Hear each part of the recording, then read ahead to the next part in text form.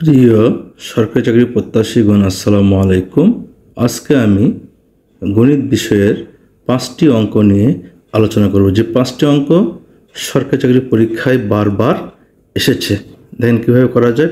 প্রথম অঙ্কটি, এক্স ভিত্তিক লগ 1/64 ইজ ইকুয়াল টু -6 হলে এক্স এর মান কত? এই অঙ্কটি মোস্ট ইম্পর্টেন্ট। দেখেন, প্রথমে জানতে হবে আপনাকে সূত্র। এ ভিত্তিক log x is equal to c হলে আমরা জানি x is equal to a to the power c. এই সূত্রটি জানলেই এই অঙ্কটি হয়ে যাবে। তাহলে দেখেন কীভাবে করা যায়। এখানে দেওয়া রয়েছে কি, এক্স ভিত্তিক লগ 1/64 ইজ ইকুয়াল টু -6। তাহলে সূত্র অনুযায়ী যদি করতে যাই তাহলে দেখেন কি হবে। তাহলে 1/64 is equal to X to the power -6 হবে। সূত্র অনুযায়ী আমি করতেছি। তাহলে দেখেন কি হবে, 1/64 is equal to X to the minus A, মানে কি 1/x to the power A, and cross multiplication করব।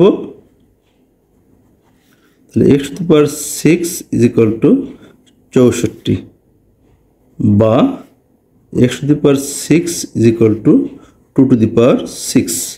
When base are equal power must be equal. যদি শক্তি সমান হয় তাহলে ঘাতও সমান হবে, সেক্ষেত্রে শক্তি বাদ যাবে।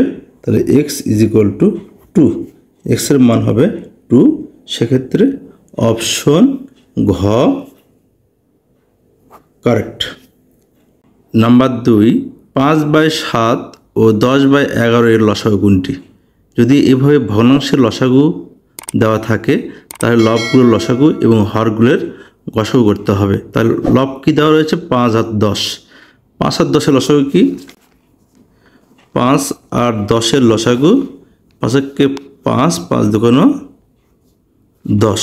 তাহলে লসাগু কত হবে? 5 গুণন 2 সমান কত? 10। এখন বলছে 7 আর 11 গসাগু। 7 আর 11 এর গসাগু, যেহেতু কোনো কমন উপাদান নেই সেক্ষেত্রে গসাগু হবে 1। তাহলে এক্ষেত্রে লসাগু হবে, অতএব লসাগু হবে, লব কত পাইছে? লবগুলোর লসাগু 10 আর হরগুলোর গসাগু 1। তাহলে কত হবে? 10-কে 10। এক্ষেত্রে এই ভগ্নাংশ দুটির লসাগু হবে 10। অপশন গ কারেক্ট। নাম্বার 3, একটি বৃত্তের ব্যাসার্ধ 10 সেন্টিমিটার হলে বৃত্তের পরিধি কত? আমরা বৃত্তের পরিধি সূত্র জানি 2πr, আর ব্যাসার্ধ জানি আমরা r, মানে রেডিয়াস। যদি ব্যাসার্ধ r ইজ ইকুয়াল টু যদি 10 সেন্টিমিটার হয় সেক্ষেত্রে পরিধি হবে 2πr। তাহলে 2πr এর মান কত? 10। তাহলে কত হবে? 10 দুগুণ 20 পাই। তাহলে বৃত্তের পরিধি হবে 20 পাই। অপশন খ কারেক্ট। নাম্বার 4, নিচের কোনটি বৃত্তের সমীকরণ? অপশন কয়ে দেওয়া রয়েছে ax² bx + c। যেহেতু কোনো ইকুয়াল চিহ্ন দেওয়া নেই তাহলে এটি সমীকরণ হতে পারে না, এটি একটি দ্বিঘাত রাশি। অপশন ক্ষয়ে দেওয়া রয়েছে y² = a × x - 2। আমরা জানি y² = 4ax, এটি একটি পরাবৃত্তের সমীকরণ, এই আকারেরই এটি। অপশন গয়ে দেওয়া রয়েছে x² y - 2 হোল স্কয়ার = 7। এটি একটি অবশ্যই বৃত্তের সমীকরণ। কিভাবে দেখেন, আমরা বৃত্তের সমীকরণ আমরা জানি x - a whole square y - b whole square r² ফর্মে হলেই এটি একটি বৃত্তের সমীকরণ হবে। তাহলে প্রথমটা কি? তাহলে অপশন গয়ে দেওয়া রয়েছে x²। তাহলে আমি বলবো x - 0 হোল স্কয়ার মানে x², তাই না? আর y - 2 মানে y - b হোল স্কয়ার = 7 রয়েছে √7 এর উপর স্কয়ার। তাহলে এক্স মাইনাস 0 হোল স্কোয়ার আমি একবার এক্স স্কোয়ার লিখেছি, আর Y minus B whole square is equal to √7 whole square. অবশ্যই এটি একটি বৃত্তের সমীকরণ, তাহলে অপশন গ কারেক্ট।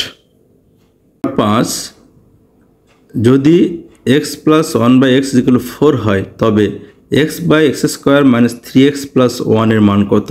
এই অঙ্কটি বিশেষ শিক্ষক নিবন্ধন প্রাইমারিতে অনেকবার এসেছে। দেখেন অঙ্কটি খুবই গুরুত্বপূর্ণ, কীভাবে করা যায়। দেওয়া কি রয়েছে, x plus 1/x is equal two 4 দেওয়া রয়েছে। তাহলে যদি একে আমরা ক্যালকুলেশন করি x লসাগু, তাহলে x² plus 1 is equal two 4x। অতএব না 4x তো না 4, তাহলে x² plus 1 is equal two কত হবে, 4x হবে।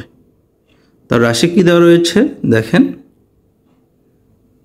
x/x² মাইনাস 3x প্লাস 1 দেওয়া রয়েছে।